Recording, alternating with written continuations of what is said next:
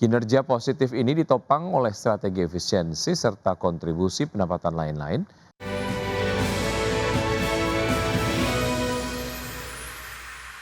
PT Era Media Sejahtera Tbk membukukan lonjakan laba bersih pada kuartal 1 2026 di tengah pendapatan yang relatif stagnan. Perseroan mencatatkan laba neto tahun berjalan sebesar 4,32 miliar rupiah, melonjak 246,23% dibandingkan dengan periode yang sama di tahun sebelumnya. Kinerja positif ini ditopang oleh strategi efisiensi serta kontribusi pendapatan lain-lain. Secara lebih rinci, laba neto yang diatribusikan kepada pemilik entitas induk mencapai 7,59 miliar rupiah, meningkat signifikan dari kuartal 1 2025. Dari sisi operasional, segmen periklanan masih menjadi kontributor utama dengan pendapatan 26,97 miliar rupiah. Perseroan juga mulai memetik kontribusi dari lini bisnis merchandise sebesar 2,07 miliar rupiah, serta acara dan pameran senilai 1,32 miliar rupiah.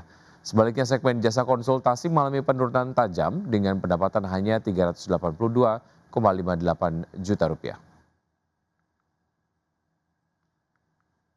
Asian Development Bank memangkas proyeksi pertumbuhan ekonomi kawasan Asia dan Pasifik akibat dampak konflik di Timur Tengah yang terus menekan harga energi dalam aktivitas ekonomi. ADB menurunkan proyeksi pertumbuhan menjadi 4,7% pada tahun 2026 dan 4,8% pada tahun 2027 dan dari sebelumnya masing-masing 5,1%. Di saat yang sama proyeksi inflasi kawasan direvisi naik menjadi 5,2% pada tahun 2026 dari sebelumnya 3,6%. Presiden ADB Masato Kanda menyebut revisi ini sebagai penyesuaian signifikan yang mencerminkan dampak luas perang terhadap ekonomi global. Lonjakan harga energi akibat konflik dinilai telah memperketat kondisi keuangan global serta menekan aktivitas ekonomi di berbagai negara berkembang di Asia. ADB memperingatkan jika konflik semakin memanas, dampak terhadap ekonomi kawasan bisa lebih besar. Dalam skenario terburuk, jika harga minyak melonjak dan bertahan tinggi, pertumbuhan di Asia dapat melambat menjadi 4,2% pada tahun 2026 dan turun lagi ke 4% pada tahun 2027. Sementara itu, inflasi berpotensi melonjak hingga 7,4% pada tahun ini memperburuk tekanan terhadap daya beli masyarakat dan stabilitas ekonomi.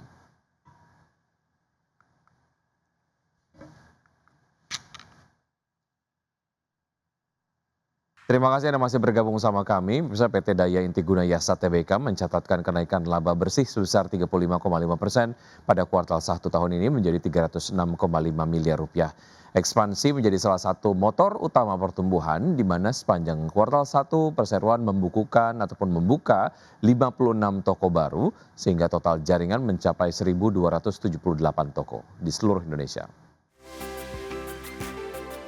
PT Daya Intiguna Yasa Tbk atau Mr. DIY mampu mencatat laba bersih yang melonjak 35,5% per kuartal 1 2026 menjadi 306,5 miliar rupiah, menegaskan ketahanan model bisnis retail berbasis harga terjangkau di tengah konsumen yang makin selektif dalam berbelanja.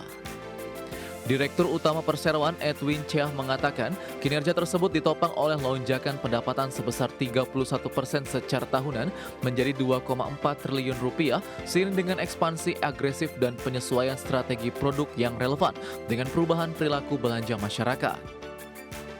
Ekspansi menjadi salah satu motor utama pertumbuhan. Sepanjang kuartal 1 2026, Perseroan membuka 56 toko baru sehingga total jaringan mencapai 1.278 toko di seluruh Indonesia. Langkah ini memperluas jangkauan pasar sekaligus memperkuat aksesibilitas di berbagai wilayah, terutama di tengah penetrasi retail modern yang masih rendah di kota Tier 2 dan Tier 3. Dari sisi profitabilitas, laba bersih Perseroan mencapai 306,5 miliar rupiah pada kuartal 1 2026, naik dari 226,2 miliar rupiah pada periode yang sama tahun sebelumnya. Pertumbuhan ini juga ditopang oleh pengelolaan biaya yang lebih efisien. Direktur sekaligus Chief Financial Officer Perseroan Rika Juniati Tanzil mengatakan fondasi keuangan yang kuat menjadi penopang ekspansi berkelanjutan. Kedepan, Perseroan melihat ruang pertumbuhan masih terbuka lebar, terutama dari perluasan jaringan dan peningkatan penetrasi di luar kota besar, seiring kebutuhan produk rumah tangga terjangkau yang terus meningkat. Berbagai sumber IDX Channel. Ya, kinerja PT Prodia Widya Husada Tbk melonjak tajam di awal tahun 2026. Permintaan tes kesehatan yang tetap tinggi menjadi penopang utama pertumbuhan laba Perseroan. PT Prodia Widya Husada Tbk mencatatkan lonjakan laba bersih hingga 150,1% secara tahunan pada kuartal pertama 2026 menjadi 17,9 biliar rupiah.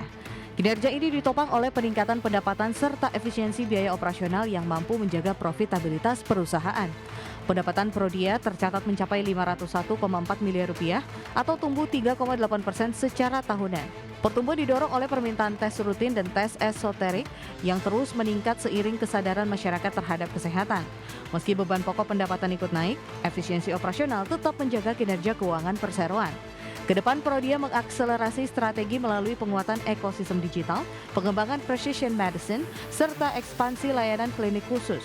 Didukung kondisi keuangan yang solid dan arus kas yang terjaga, perseroan optimistis menjaga pertumbuhan berkelanjutan di tengah dinamika global. Berbagai sumber IDX Channel. The Federal Reserve memutuskan untuk mempertahankan suku bunga acuan dalam kisaran 3,5 sampai dengan 3,75% pada pertemuan periode April 2026. Keputusan terbaru The Fed ini sesuai dengan ekspektasi pasar yang memperkirakan tidak akan ada perubahan pada suku bunga acuan. The Federal Reserve memutuskan untuk mempertahankan suku bunga acuan pada pertemuan periode April 2026.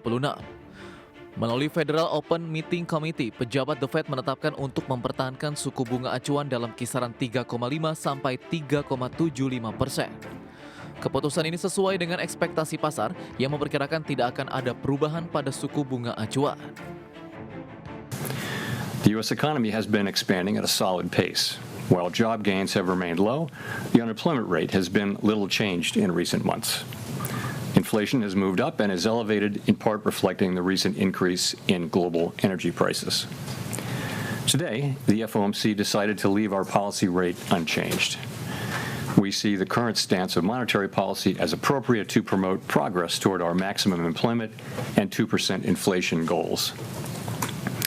Developments in the Middle East are contributing to a high level of uncertainty about the economic outlook, and we will remain attentive to risks to both sides of our dual mandate. Dalam pertemuan tersebut, suara terpecah untuk mempertahankan suku bunga.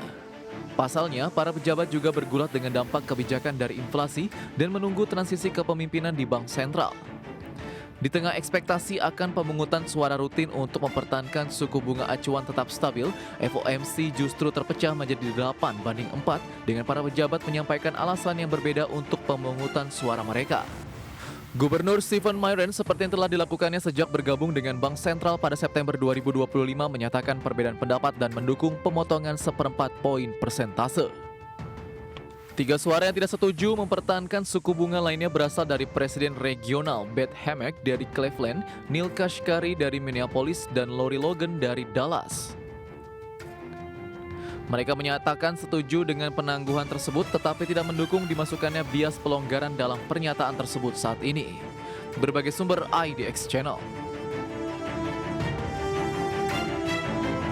Ya, selanjutnya pemirsa update dari bursa global dari Wall Street yang berakhir variatif pada perangan di hari Rabu di tengah tekanan dari lonjakan harga minyak, kebijakan The Fed terbaru yang memutuskan untuk mempertahankan suku bunga serta rilis laporan keuangan sejumlah raksasa teknologi. Data selengkapnya diperkirakan di hari Rabu, Dow Jones Industrial Average yang ditutup melemah 0,57% ke level 48.861. Kemudian indeks S&P 500 yang turun tipis 0,04% ke 7.135 dan Nasdaq Composite yang masih mampu menguat 0,04% tipis saja ke level 24.673.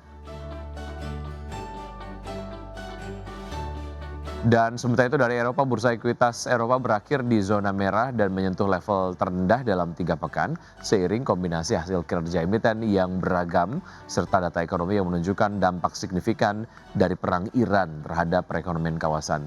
Stoxx 100 yang ditutup turun ke level 602,96, DAX Jerman menyusut 0,27% ke 23.954 dan FTSE 100 Inggris turun 1,16% ke level 10.213.